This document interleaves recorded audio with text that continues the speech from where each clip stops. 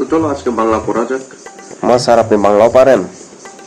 কেন পারবো না, আমি কি স্কুলে বাংলা ছাড়াই পাশ করে এসেছি? হ্যাঁ, যদিও আমি বাংলাতে সি অথবা ডি এর বেশি পেতাম না, কিন্তু আমি বাংলা তো পাশ করেছি। আর পাশ না করলে আমি পড়াবো কেমনে, তাই না? জি আমি স্যার। সায়েন্সের হতে পারে, কিন্তু আমি বাংলা পারি, তাই না? যেমন তুমি ধরো বাংলাদেশের জাতীয় কবি রবীন্দ্রনাথ ঠাকুর। স্যার আমাদের জাতীয় কবিতা কাজী নজরুল ইসলাম। আমি আসলে তোমার টেস্ট নিচ্ছিলাম, তুমি তো পারো। হ্যাঁ, কাজী নজরুল ইসলাম, তিনি বলেছিলেন আবার আসিব ফিরে ধানসিঁড়িটির তীরে এ বাংলায়। স্যার এটা তো জীবনানন্দ দাশ বলেছিলেন। ভেরি গুড, জীবনানন্দ দাশ সম্পর্কে তোমার আইডিয়া আছে, ভালোই আছে দেখছি।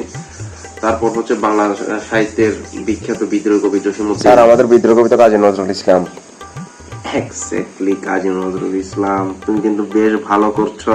জি স্যার, ওই একটু একটু পারি। জানোই, সব জানো, সব জানো যখন আমাকে পড়াতে বলছিস কেন? জি স্যার, কিছু বললেন? কিছু না। তো তারপর হচ্ছে তোমার আমাদের পল্লী কবি জসিমউদ্দিন। এই শালা কিছু এখন বলছে না কেন? আমি কোনো আবার ভুল কিছু বললাম? পল্লী কবি জসিমউদ্দিন।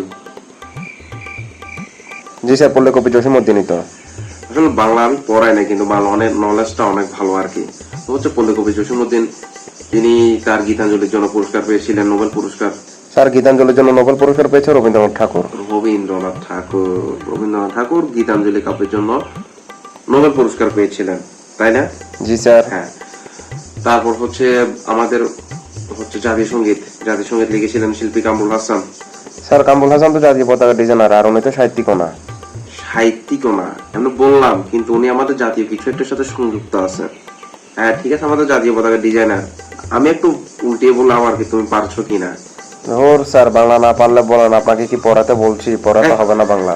তো তুমি যখন সব পারো তখন আমাকে জিজ্ঞেস করার দরকার কি? আমাকে পড়াতে ডেকে আনার দরকার কি? হ্যাঁ, আমি সায়েন্সের স্টুডেন্ট, সায়েন্সের বিষয় বের করো না, শুধু বাংলা পড়ি। স্যার সেটা তো আপনি নিজে বলেছেন। আমি বলেছি তো কি হয়েছে, তো তুমি পড়বে নাকি?